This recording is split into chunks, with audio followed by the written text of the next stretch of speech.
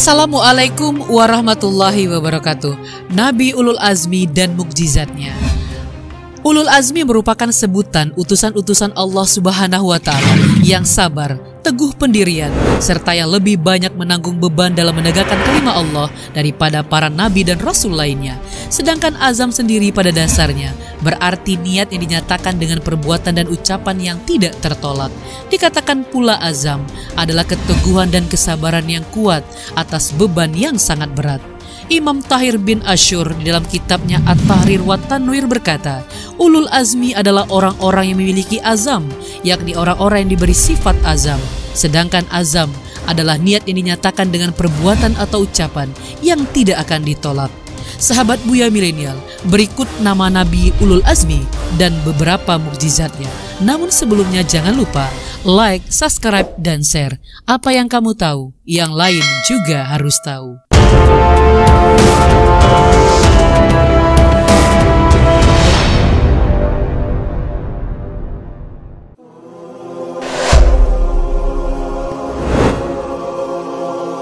Nabi Nuh alaihissalam. Nabi Nuh alaihissalam adalah nabi yang menempati urutan ketiga dalam daftar nama 25 nabi. Beliau adalah keturunan yang ke-10 dari Nabi Adam alaihissalam. Nabi Nuh alaihissalam mempunyai ketabahan dan kesabaran dalam menyebarkan dan mensyiarkan ajaran Allah Subhanahu wa Ta'ala. Nabi Nuh alaihissalam dikaruniai umur kurang lebih 900 tahun lamanya. Sekian lamanya beliau berdakwah, hanya sebagian kecil dari umatnya yang mau mengikutinya. Banyak dari umatnya yang mengingkarinya, termasuk istrinya dan anaknya yang bernama Kanaan. Nabi Nuh alaihissalam beserta para pengikutnya akhirnya membuat sebuah perahu yang besar. Melihat peristiwa ini pun, umatnya yang ingkar dan kafir menuduh beliau sebagai orang yang gila atau tidak waras. Mereka berpikir, untuk apa membuat perahu besar di tanah yang tandus dan gersang? Hai anakku, naiklah ke kapal bersama kami, dan janganlah kamu berada bersama orang-orang yang kafir. Quran Surat Hud ayat 42. Nabi Nuh alaihissalam dan para pengikutnya yang beriman diselamatkan oleh Allah Subhanahu wa Ta'ala karena senantiasa mengikuti perintah Allah untuk ikut naik ke dalam perahu besar tersebut. Di dalam perahu besar tersebut, umat Nabi Nuh alaihissalam tidak lupa untuk membawa berbagai perbekalan, tidak lupa pula berbagai macam jenis hewan-hewan yang berpasangan, yang jantan dan yang betina.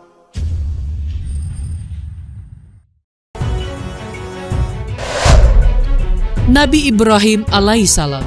Nabi Ibrahim alaihissalam adalah putra dari Azar bin Nahur. Beliau merupakan keturunan dari Nabi Nuh alaihissalam. Ayahnya yang bernama Azar adalah seorang pembuat patung berhala yang sering dijadikan sesembahan oleh masyarakat sekitar pada waktu itu. Nabi Ibrahim alaihissalam pada waktu itu diutus di daerah negeri Irak yang mana terkenal dengan penguasanya, seorang raja yang zalim dan suka memerintah dengan sewenang-wenangnya. Raja itu bernama Raja Namrud. Nabi Ibrahim alaihissalam mengajak mereka semuanya untuk senantiasa beriman dan juga menyembah kepada Allah Subhanahu wa Ta'ala, serta meninggalkan patung-patung berhala yang mereka sembah. Dari sinilah kemudian banyak yang menentang ajaran Nabi Ibrahim alaihissalam tersebut. Hingga akhirnya ketika mendapati semua patung-patung berhala hancur, Raja Namrud memerintahkan untuk menangkap Nabi Ibrahim alaihissalam karena dialah yang pernah melarang mereka untuk menyembah patung-patung tersebut. Nabi Ibrahim alaihissalam pun ditangkap dan dijatuhi hukuman. Hukuman ini pun sangat berat, yakni dibakar hidup-hidup. Namun dengan kekuasaan Allah Subhanahu wa Ta'ala, Nabi Ibrahim alaihissalam tetap menjalani hukuman tersebut, tetapi tidak merasakan panasnya api sedikit pun. Dan inilah yang menjadi mukjizat dari Nabi Ibrahim alaihissalam. Kami berfirman, hai api menjadi dinginlah dan menjadi keselamatanlah bagi Ibrahim. Quran Surat Al-Anbiya ayat 69.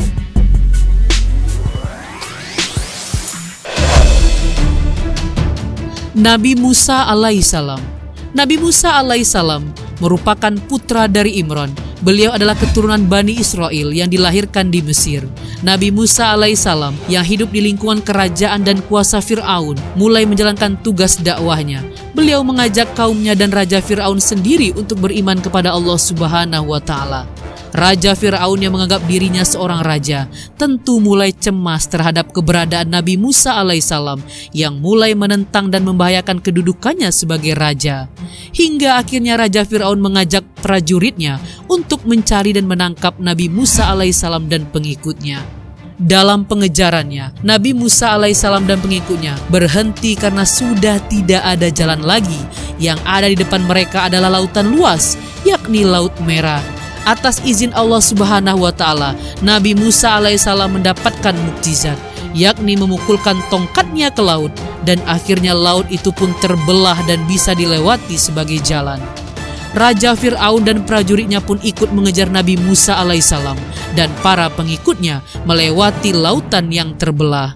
Namun di tengah-tengah pengejarannya, Raja Fir'aun dan prajuritnya ditenggelamkan oleh Allah Subhanahu wa Ta'ala di laut tersebut. Nabi Musa alaihissalam dan pengikutnya pun akhirnya diselamatkan oleh Allah Subhanahu wa Ta'ala. Nabi Musa alaihissalam dibekali 9 mukjizat oleh Allah Subhanahu wa Ta'ala. Hal ini sebagaimana dijelaskan dalam Quran surat Al-Isra ayat 101. Dan sesungguhnya kami telah memberikan kepada Musa 9 buah mukjizat yang nyata. Maka tanyakanlah kepada Bani Israel tatkala Musa datang kepada mereka. Lalu Fir'aun berkata kepadanya, sesungguhnya aku sangka kamu, hai Musa, seorang yang kena sihir.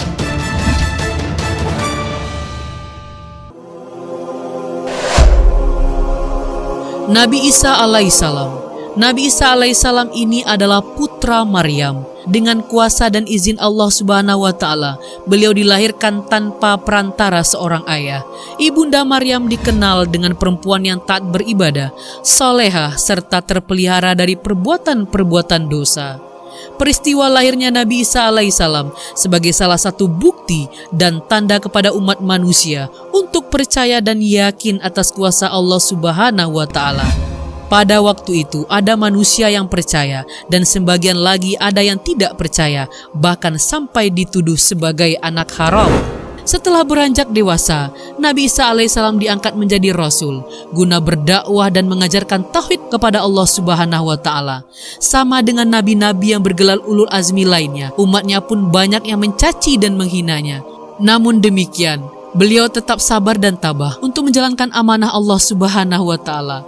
Pengikutnya yang berjumlah 12 orang mempunyai sebutan tersendiri, yakni Hawariyun.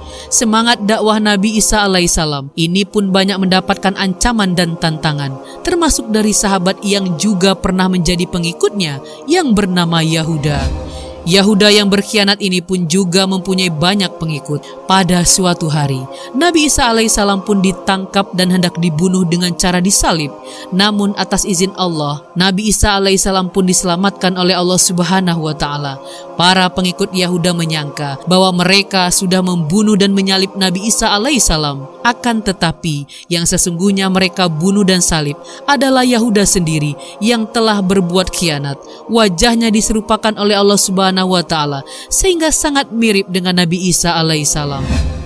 Sesuai firman Allah Subhanahu wa Ta'ala di dalam Al-Quran, di antara penyebab Yahudi kafir adalah klaim mereka bahwa kami telah membunuh Nabi Isa bin Maryam, sang utusan Allah, padahal mereka tidaklah membunuhnya dan tidak pula menyalibnya. Tetapi yang mereka bunuh ialah orang yang diserupakan dengan Isa bagi mereka. Sesungguhnya orang-orang yang berselisih paham tentang pembunuhan Isa benar-benar dalam keraguan-raguan tentang yang dibunuh itu. Mereka tidak mempunyai keyakinan tentang siapa yang dibunuh itu, kecuali mengikuti persangkaan belaka. Mereka tidak pula yakin bahwa yang mereka bunuh itu adalah Isa. Tetapi yang sebenarnya Allah telah mengangkat Isa kepadanya, dan adalah Allah Maha Perkasa lagi Maha Bijaksana. Quran Surat An-Nisa ayat 157 sampai 158.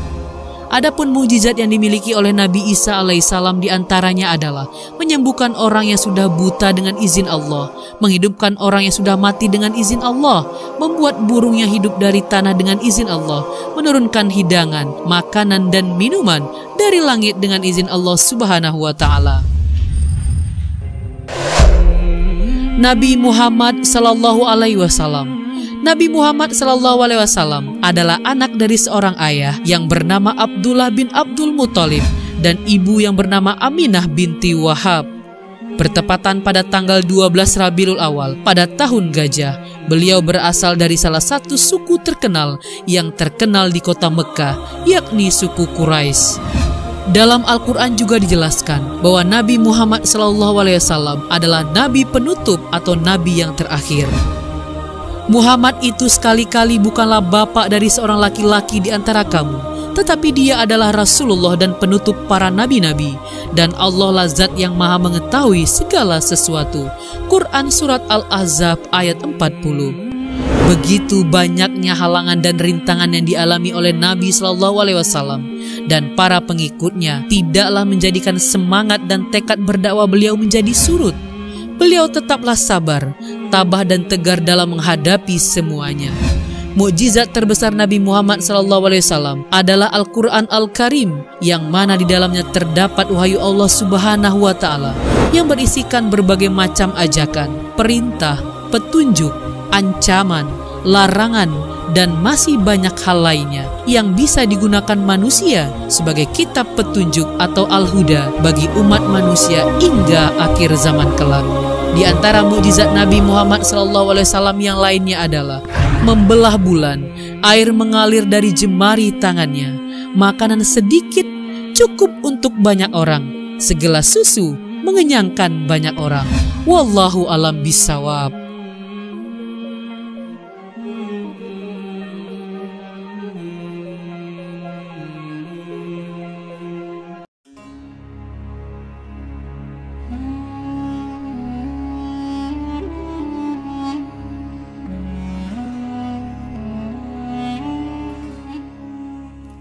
Sahabat Buya Milenial, Allah Subhanahu wa Ta'ala telah memberikan gelar Ulul Azmi kepada 5 rasul pilihannya. Mereka adalah rasul-rasul yang memiliki kesabaran, ketangguhan yang luar biasa dalam berdakwah memperjuangkan agama Allah di muka bumi. Ada beberapa hikmah yang bisa kita ambil dari kisah rasul-rasul Ulul Azmi. Di antaranya adalah semoga kita menjadi orang-orang yang sabar, orang-orang yang gigih dalam berjuang menegakkan kebenaran meskipun banyak rintangan yang menghadang. Dan kita juga hendaknya menjadi pribadi-pribadi yang ikhlas, rendah hati dalam senantiasa melakukan kebaikan di jalan Allah. Semoga kita menjadi pribadi-pribadi yang semakin baik sehingga di akhirat kelak kita mendapat tempat terbaik di sisinya.